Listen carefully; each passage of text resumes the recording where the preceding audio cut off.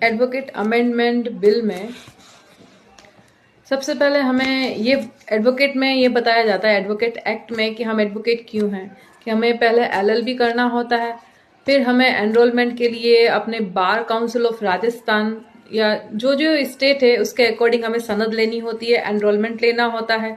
Enrolment के बाद में उसके अंडरटेकिंग अकॉर्डिंग हमें बार एसोसिएशन की मेंबरशिप लेनी होती है, और फिर AIBE ऑल इंडिया बार एग्जाम वो देना होता है। उसमें क्लियर करते तो हम एक इंडिपेंडेंट एडवोकेट प्रैक्टिस कर सकते हैं, इंडिपेंडेंट एडवोकेट प्रैक्टिस कर सकते हैं। अदरवाइज अगर वो एग्जाम पास नहीं किया, क्लियर नहीं किया, 5 अटेम्प्ट मिलते हैं, हम उसमें जूनियर बन के घूम सकते हैं।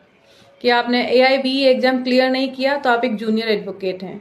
जूनियर एडवोकेट के लिए हमें जो आवाज़ उठाई जाती है कि हमें स्टाइफंड मिलना चाहिए, तो एक क्लर्क भी जो हमारा होता है, क्योंकि हम पूरा टाइम कोर्ट में रहते हैं और हमें कोर्ट के ऑफिस का काम करना होता है, तो हमने अपना क्लर्क भी रखा होता है, उसे भी हमें अपनी फीस देनी होती है।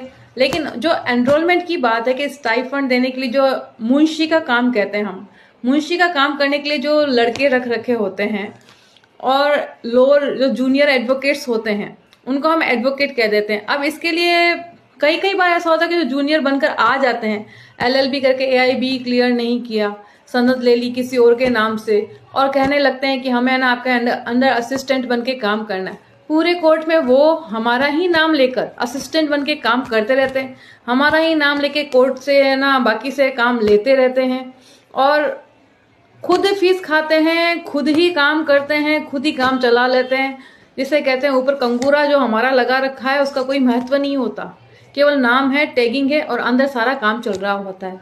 ऐसे के खिलाफ कार्रवाई करवाने के लिए हम कहते हैं, और कई कई बार वो एडवोकेट ही नहीं निकलते। आपने एक जूनियर से अपनी है ना आर्ग्यूमेंट्स करवा लिया, आपने एक जूनियर से सारा काम करवा लिया, तो इसमें ये कहते हैं कि आप इसके सारे केस की जिम्मेदारी किसकी होती है? एक एडवोकेट की होती है।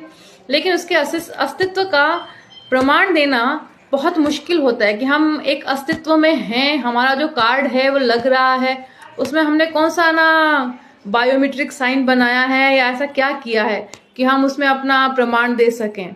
एक फोटोकॉपी है जो कहीं पे भी चल जाती है, अपना नाम लगा दिया, एनरोलमेंट लगा दिया, कोई भी हमारे नाम से काम कर आया।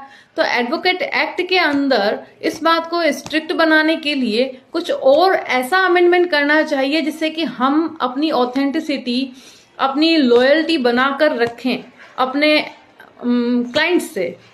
बार बेंच रिलेशनशिप है,